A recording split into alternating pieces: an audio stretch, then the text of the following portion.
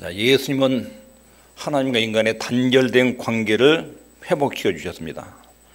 교회로 막혀 있는 것을 예수님이 십자가로 풀고 하나님과 관계를 회복시켰습니다. 그 다음에 두 번째로는 모든 성경적 진리, 복음 진리는 하나님과의 교제로 인도를 합니다. 성경을 아는데 하나님과의 친밀한 교제가 이루어지지 않으면 그건 죽은 진리가 됩니다. 진리는 하나님과의 교제로 안내합니다. 하나님과 사귐, 하나님과 교제의 의미는 하나님과 생명을 함께 나누는 것입니다. 영생을 나누는 것, 하나님 관심의 목표를 함께 나누는 것, 하나님과 연합, 교류, 대화를 나누는 것. 자, 그런데 여기서 한 가지 기억해야 될 것이 있겠습니다. 시작. 세상이 너희를 미워하면 너희보다 먼저 나를 미워한 줄 알라. 이 세상은 본질적으로 하나님을 거스리고 대항합니다. 그리고 그 세상 속에 여러분과 제가 살고 있습니다. 하나님의 아들, 딸들이 세상 속에서 직장과 가정생활하고 사회활동을 하는데 세상에 하나님을 거스르고 대항하니까 하나님의 자녀들이 이 세상 속에서 어떻게 그 세력을 이겨낼 수 있느냐. 세상의 도전과 공격을 이겨낼 수 있는 유일한 방법이 하나님과의 교제, 하나님과의 교제를 통해서 은혜받고 능력받고 힘을 얻어서 세상을 이기는 것입니다. 이렇게 하나님과의 사귐과 교제가 굉장히 중요한데 여기에 방해 요소가 있습니다. 조심해야 될 거 있습니다. 교회사에서 사람들이 하나님과 교제와 연합에 도달하려는 다양한 노력들이 있었습니다. 올바른 방식으로 하나님과 교제를 시도하는 사람이 있었고 잘못된 방식으로 하나님과 교제를 시도하는 사람이 있었습니다. 자, 살아계신 하나님이 계시고 그분과 나하고 이야기하고 친하게 지내야 되겠다. 이 사실을 알았어요. 예수님이 그 길을 열어놓으셨다. 그리고 이제 예수 믿는 사람이 하나님과 교제를 시도해요. 하나님 만나고 그분의 능력과 힘을 얻고 내 인생의 각종 문제를 풀려면 그분 만나고 은혜를 받아야 되잖아요. 근데 여기서 하나님과 교제를 시도할 때 접근하는 방식이 두 가지가 있어요. 하나는 신비주의적인 방법, 하나는 성경적인 복음적 방법. 그래서 교제가 왜곡이 되면 그 교제를 통해서 세상을 이겨내지 못해요. 올바른 방법의 교제가 하나님과의 건강한 관계를 유지합니다. 인간들이 하나님과 사귐을 추구해가는 방식이 두 가지인데 복음적 방식 그리고 신비주의적 방식 두 가지가 있습니다. 먼저 신비주의적 방식이 뭐냐면 성경 말씀보다 직통 계시를 추구합니다. 성경 말씀보다 신비한 체험으로 하나님을 알아가려고 합니다. 여러분 교회에 다녀서 하나님이 굉장히 위대한 분이다. 그분이 예수님을 통해 나를 자기 아들로 딸로 삼았다. 이제 그분과 사귀어야 되잖아요. 사귀어야 되잖아요. 사귀려면 어떻게 해야 되죠? 이제 여기서 신비적으로 하나님의 음성이나 꿈이나 환상이나 이런 것을 다 요구하는 경우가 있어요. 그런 관계에서 하나님과의 사귐으로 들어가려는 성경 무시하고 십자가 무시하고 예수님 무시하고 신비로운 체험을 통해서 하나님을 알아가려는 성경 말씀, 깊은 생각 그리고 하나님 말씀에 대한 연구, 이해, 이성 이거 다 무시하고 직통 계시, 느낌 신비적인 방법은 느낌을 의존해요. 감정과 느낌을 우선시하는 거예요. 자기의 감각과 느낌과 체험을 하나님 말씀과 예수님보다 더 우선시하는 거예요. 이게 신비주의라고 신비주의. 이걸 굉장히 조심해야 됩니다. 하나님에 대한 지식을 얻는 데 있어서 신비주의자는 성경보다 그리고 성경 말씀을 듣고 읽고 연구하고 묵상하는 것보다 이것 없이 그냥 체험과 경험, 느낌을 의존합니다. 느낌 속에서 하나님을 만나고 음성을 듣고 환상을 보고 꿈을 꾸고 이런 방식으로 하나님을 이렇게 직접 만나가지고 통하려고 직접 교통을 하려는 이런 유형의 교제를 삼하는 경우가 있습니다. 그리고 성경을 읽지 않고 성경에 있어서 무리하고 예수님의 십자가와 그분의 인격과 사역에 대해서 무관심하고 그리고 오로지 하나님과 깊은 영적인 사귐 영적으로 깊이 들어간다. 그래가지고 하나님과 무슨 음성으로 대화를 나누고 환상을 보고 이런 쪽으로 하나님과의 교제를 추구하는 경우가 있습니다.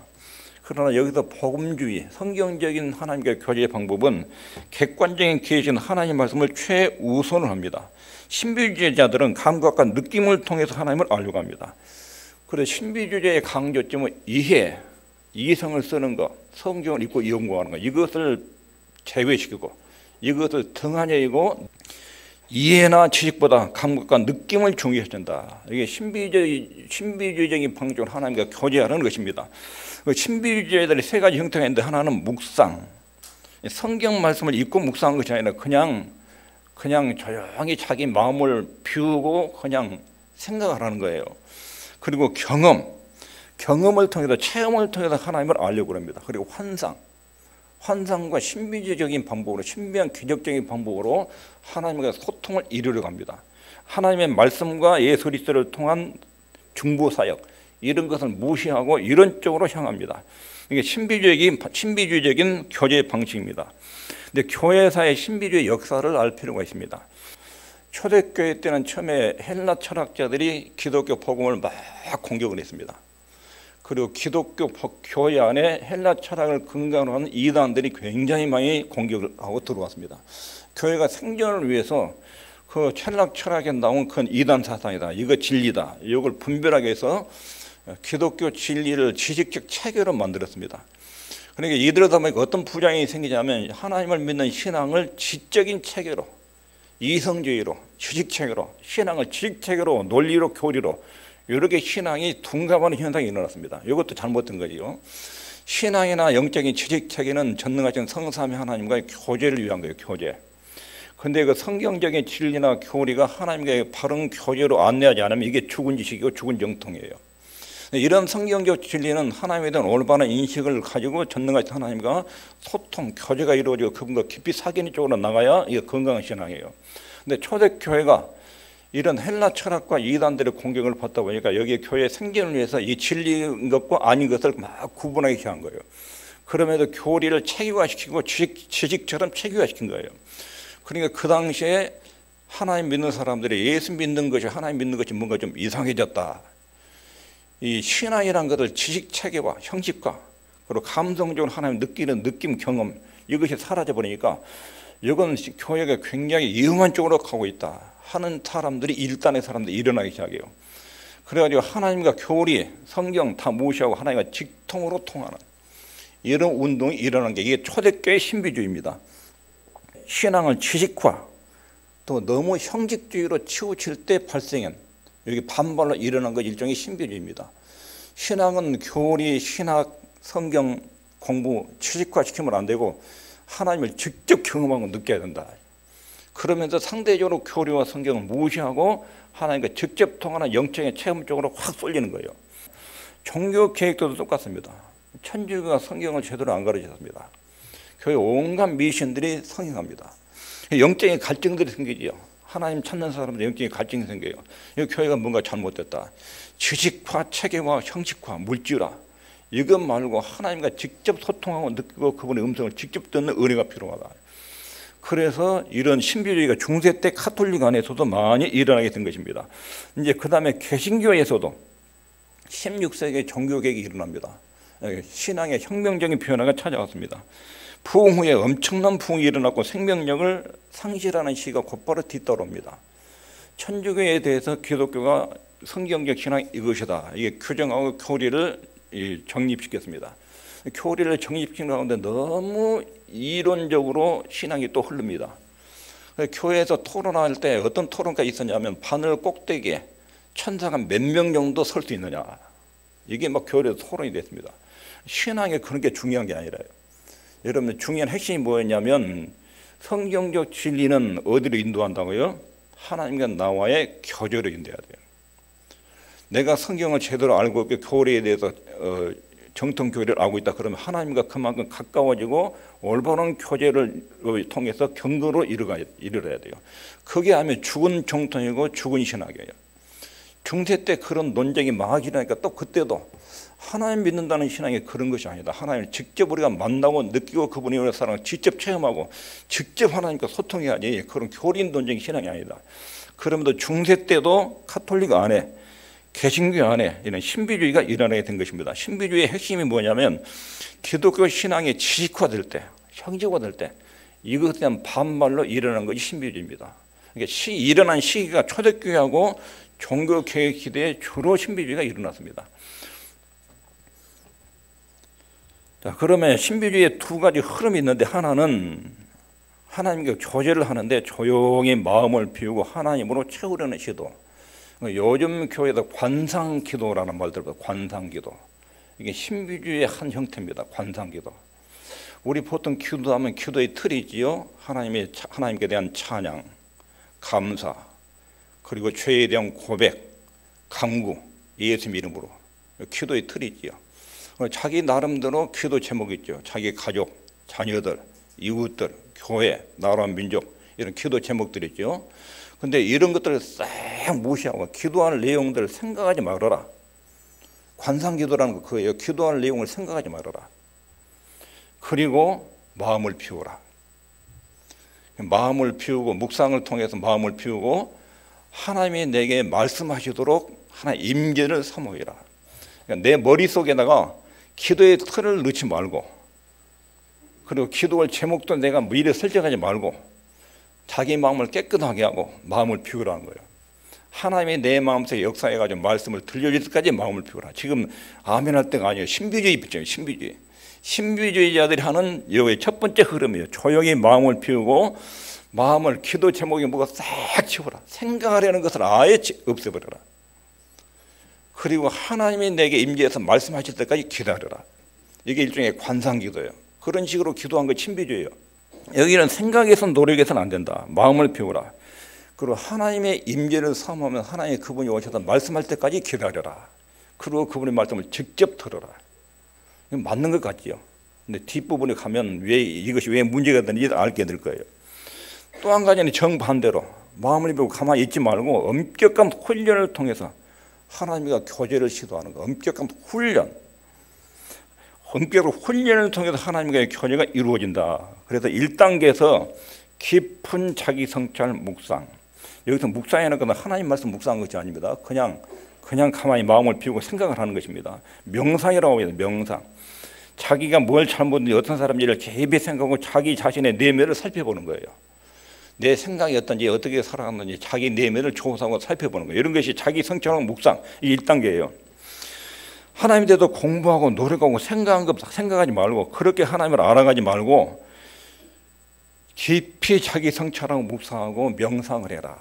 두 번째 단계에 이르면 하나님에 대한 직관적 지식은 연구하고 조사하고 과학적으로 분석하고 이렇게 아는 게 아니라 한번 딱 보는 순간 그 사람의 전체를 딱 느끼는 거라는 느낌으로. 그러니까 느낌으로 하나님을 본능적으로 인식하는 능력. 이게 직관이에요. 직관. 그리고 그렇게 시도하다가 3단계 오면 조명 상태에 들어갑니다.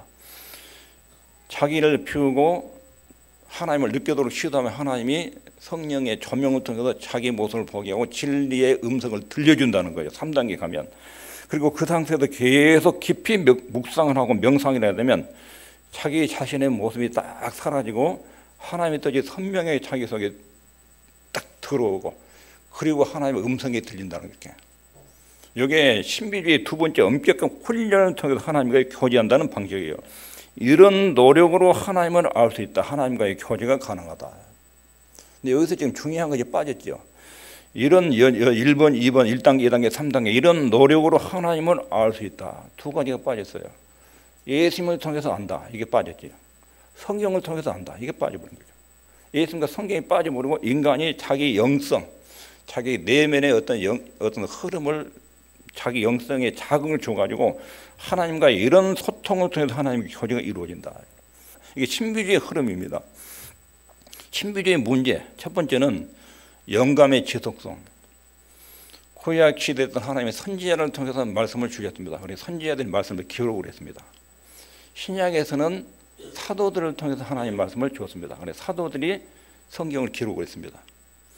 왜 구약의 선지자를 통해서 사도를 통해서 성령께서 직접 음성을 들려줬을까요? 그때는 성경 기록이 없는 거예요. 기록이. 하나님의 뜻을 알아야 되는데 하나님의 뜻을 기록된 문서로 없어요. 또 문서가 있다 해도 글을 모르는 사람이 너무 많아서 하나님의 뜻이 뭔지를 읽거나 들을 수가 없어요. 그러니까 하나님이 사람을 찝어서 그 시대에 직접 영감으로 직접 말씀해요. 여호와께서 이사야에게 말씀하여 가라사대. 하나님이 직접 음성을 들려줘요. 그럼 그것을 갖다 선포해요. 이게 선지자들에게 영감으로 하나님의 말씀이 주어진 형태예요. 신약 시대 때 사도들 때도 구약 성경이 거의 없었어요. 성경은 성전에만 있었고 구약 율법은 성전에만 있었고 그 성경은 전부 다 필사 세우관들이 다 기록을 해서 하나씩 보고. 그러니까 성경 한 권의 책값이 예를 들면 그때 당시에 마태복음 한 권 책값이 인쇄술이 발달되기 전까지 마태복음 한 권 책값이 3천만 원이에요. 마태복음을 비롯해서 신구약 성경 전체를 하면 수억 원이 돼요. 성경 한 권 값이. 전부 다 필사본이라 다 써서. 인터넷이 발달된 뒤에 성경이 이렇게 보급돼 가지고 가격이 떨어져서 누구나 볼 수 있었지. 그러니까 사도 시대 때나 그냥 선지자들은 기록된 말씀이 성도들이 누구나 읽을 수 있는 상황이 아니었어요. 그리고 성경을 모르고, 그러니까 그때는 하나님이 선지자들도 직접 말씀하시고 성경을 기록하고 사도들에게 직접 말씀하시고 기록하고, 그러다 신구약 성경이 완성이 돼서 하나님에 대한 모든 내용을, 기록된 내용이 하나님이 다 기록해서 끝났어요. 계시록까지. 그러니까 그 뒤로는 선지자처럼 사도들처럼 직접 영감으로 말씀하지 않으셔요. 성경을 통해서 우리에게 하나님의 뜻을 알리십니다. 영감의 지속성을 주장한다는 말은 신비주의자는 지금도 하나님으로부터 내가 직접 음성을 들어도 그분의 뜻을 감지할 수 있다. 직접 음성으로, 육성으로. 지금도 육성을 들어서. 근데 그런 사례가 있어요. 하나님 직접 우리에게 말씀해 줄 수 있습니다. 근데 그것이 성경 기록과 대등하게 보면 안 돼요. 성경으로 점검을 해야 돼요. 내가 하나님부터 이런저런 음성을 들었다. 그러면 성경에서 말하는 진리의 원리와 맞는지. 아무개야, 너 아무래도 남편하고 살면 안 되겠다. 끝내라. 그런 음성이 들렸다. 그러니까 성경에서 말하는 부부, 결혼, 가정, 이 원리와 맞는지, 사단이 광명의 천사로 둔감해가지고 내게 음성을 들려주고 있는지 분별해야 되잖아요. 그러니까 음성을 직접 들은 것이 하나님이 내게 육성으로 들릴 수 있는데, 이것은 반드시 성경의 내용의 검토를 받아야 돼요. 근데 영감의 지속성을 주장한 것이 신비주의예요. 두 번째는 성경의 가치를 무시합니다. 신비주의자들은 자신의 체험을 성경보다 중요하게 여깁니다. 직통계시, 체험, 환상, 꿈, 이것이 기록된 말씀보다 언제나 우위에 있습니다. 그리고 그 뭔가를 보면 그것을 하나님이 나한테 말씀해 준 것이라고, 하나님 당신에 대해서, 지금 교회에 대해서 이렇게 말씀하셨다고 성경의 기록을 무시하고 이렇게 이야기해요. 단지 말씀은 묵상을 시작할 수 있는 시동을 걸어줄 역할 정도, 하나님 말씀은 묵상을 시작할 때 시동 걸어주는 그런 정도의 가치로 성경을 격화시켜요. 하나님 말씀의 가치보다, 읽고 듣고 하는 하나님 말씀의 가치보다 자기가 직접 들은 체험적인 음성, 이것이 하나님의 말씀으로 훨씬 더 큰 권위를 갖게 돼요. 이게 신비주의자들의 사고방식입니다. 그 다음에 이렇게 되면 예수님까지도 무시합니다. 자신들의 영혼은 예수님을 통해서 하나님께 나가야 되는데, 예수님을 통하지 않고도 아까 말한 그 영적인 감각, 그 절차를 통해서 하나님과의 교제가 가능하다는 거예요. 예수님과 성경을 통하지 않고도 자기 마음을 비우고 명상을 하고 금식하고 기도하고 선행하고 이런 방식으로 하나님을 만날 수 있다는 거죠. 신비주의 위험성은 자기 안에 역사하는 신비한 초엠에 초점을 맞추느라고 십자가, 예수님이 나를 위해서 죽으신 십자가를 통해서 하나님과 교제가 이루어진다는 이 사실을 그냥 흘러버려버립니다. 예수님이 십자가 소식을 굉장히 무시하는 현상이 일어납니다. 십자가가 절대적으로 필요하다고 여기지 않습니다. 하나님과의 교제에 있어서 예수님이 십자가 중보사에게 절대적으로 필요하지 않다. 자기는 하나님과 소통할 수 있다. 이런 쪽으로 생각하는 것이 신비주의의 문제입니다. 그 다음에 여기서 더 중요한 문제는 죄의 문제를 심각하게 중요하게 다루지 않습니다. 현재 모습 상태에서 하나님을 알고 나면 하나님을 깊이 명상하고, 아까 말해 자기 성찰, 명상, 조명, 이런 상태에 들어가서 하나님과 교제가 가능하다는 것입니다. 하나님과 연합 상태를 향해서 출발하면 하나님이 친히 자기한테 말씀하시고 교제가 이루어진다. 이렇게 생각하는 것이 신비주의자입니다. 그래서 이 사람들은 죄악이 얼마나 심각한 것이라는 것을 언급하지 않습니다. 예수님이 세상에 왜 하나님이 사람 몸을 입고 오셔서 십자가에 죽으셨는지, 그 핵심적인 내용이 뭐지요? 왜 하나님의 사람 되셔서 인간이 돼서 십자가에 죽으셨어요? 하나님과 우리 사이를 가로막은 죄 문제를 해결하고 하나님과 교제의 관계를 회복하시기 위해서 그렇게 하신 거예요. 신비주의자들이 하나님께로부터 직접 계시로 환상이나 어떤 음성을 들었어요. 그러면 그것이 하나님의 뜻인지 아닌지 어떻게 알 수 있느냐, 어떻게 분별하느냐, 그것이 마귀의 음성인지 빛의 천사로 가장 마귀의 소리인지 하나님의 음성인지 어떻게 알 수 있느냐, 구분하는 기준이 없어요. 기준이. 성경의 권위를 인정하지 않고 자기 느낌과 체험을 절대 기준으로 생각하면 하여튼 마귀가 들려준 음성이든지 그냥 개꿈으로 나타나는 꿈이든지 무조건 하나님의 음성으로 다 듣는 거예요. 이게 신비주의의 위험이에요. 옳고 그름의 기준이 사라져요. 신비주의는 경험으로 시작합니다. 하나님이 자기에게 말씀하시고 있다고 생각하고 그냥 하나의 음성을 들으려고 마음을 비웁니다. 예수님도 성경도 무시하고 그렇습니다. 자기가 죄 문제의 심각성을 인식하지 않으면 예수님 십자가의 필요성을 못 느낍니다. 그러면서도 하나님의 사랑이 하나님이 좋으신 하나님으로 교제가 가능하다고 생각하고 하나님과 교제를 시도합니다. 그렇게 해서 들은 음성이나 체험이 하나님이 옳고 그런 것인지 기준이 없습니다. 그리고 여기에는 광신적으로 흐릅니다. 그리고 이해하기 전에 느낌을 우선합니다. 자신의 경험을 점검할 만한 기준이 없습니다. 내 체험과 경험이 성경적이냐 틀리냐 아니냐 이것을 구분할 수 있는 기준이 없습니다. 끝까지 느낌에 끌려다녀야 되고 그리고 자기 감각과 느낌을 통제할 이성도 상실합니다. 하나님의 음성이 들리면 하여튼 육성으로 뭔가 들리면 그 하나님 뜻을 알고 무조건 행동해야 돼요. 하나님 뜻이 아니라고 잘못 들었다고 귀신 음성이라고 그렇게 하면 또 저주가 임할까 봐서 그 음성 듣는 대로 움직여야 돼요. 그러니까 이게 광신이 되는 것입니다. 체험적 중심신학은 이단, 영적 교만, 그리고 정신적인 혼란 이걸 처리하는데 막을 길이 없습니다. 신비주의의 위험이에요. 하나님과 교제를 시도하는데 이런 방식으로 시도하면 나중에 걷잡을 수 없이 신앙 이상한 쪽으로 흘러갑니다. 결국은 광신적이 됩니다. 그렇다면 성경이 말하는 사귐, 하나님의 교제는 뭘 말하는가? 성경에서 말하는 하나님의 교제 있습니다. 시작. 성경이 하나님에 관한 지식의 유일무이한 기준입니다. 하나님을 아는 그리고 하나님 뜻을 아는 유일무이한 기준이 뭐라고요? 기록된 성경. 구약 시대 때나 신약 시대 때는 성경 기록된 내용들을 일반인이 접근할 수가 없었어요. 그러니까 하나님이 직접 말씀하셨어요. 기드온의 부모들한테 하나님 직접 나타나서 말씀하죠. 천사가 직접 말하고. 왜냐하면 성경 기록을 통해서 하나님 뜻을 알 수 없기 때문에 그런 거예요. 근데 요즘에는 성경 기록이 계시록까지 완성됐습니다. 그 안에 하나님은 무한한 큰 뜻, 엄청난 풍요로운 뜻이 성경 안에 다 들어있어요. 그러니까 성경이 우리 하나님에 대한 유일한 기준이라는 것입니다. 두 번째로는 성경은 내 자신에도 출발하지 않고 하나님을 바라보도록 권면합니다. 하나님을 생각해야 돼요. 내 속의 성찰, 자기 성찰, 자기 반성 여기 아니라 하나님을 봐야 돼요. 하나님을 보고 그분의 말씀을 들으면 내가 보여요. 자기부터 출발하면 하나님이 안 보여요. 자기가 기준이 돼요. 출발이 하나님으로부터.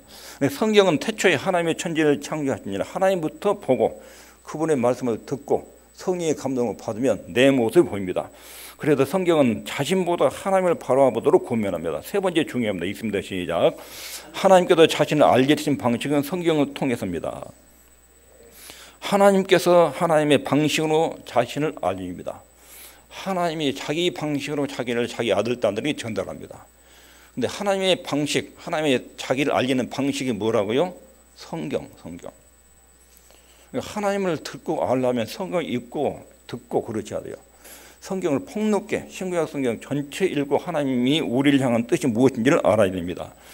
하나님의 방식은 성경 말씀 안에서 자기를 계시하는 방식입니다. 성경을 부지런히 읽고 듣고 올바른 이해를 해야 됩니다. 그 다음에 네 번째는 예수님을 통하지 않고는 하나님에 대한 지식을 얻을 수 없습니다. 성경과 예수님, 이게 하나님과 교제의 중요한 거예요. 신비주의는 이 두 가지 무시해요. 성경의 가치를 무시하고 예수님의 중재사역을 무시하고 예수님의 중재사역을 무시한다는 말은 자기 죄의 심각성을 몰라요. 이게 신비주의의 특성이에요. 예수님께서 하신 말씀이 있겠습니다. 시작. 날로 말미암지 않고는 아버지께로 올 자가 없느니라. 예수님을 통하지 않고는 하나님께로 올 자가 하나님과 교제가 이루어지지 않는다. 하나님과 교제를 할 수가 없다는 것입니다. 예수님을 통해서만 가능하다는 것입니다.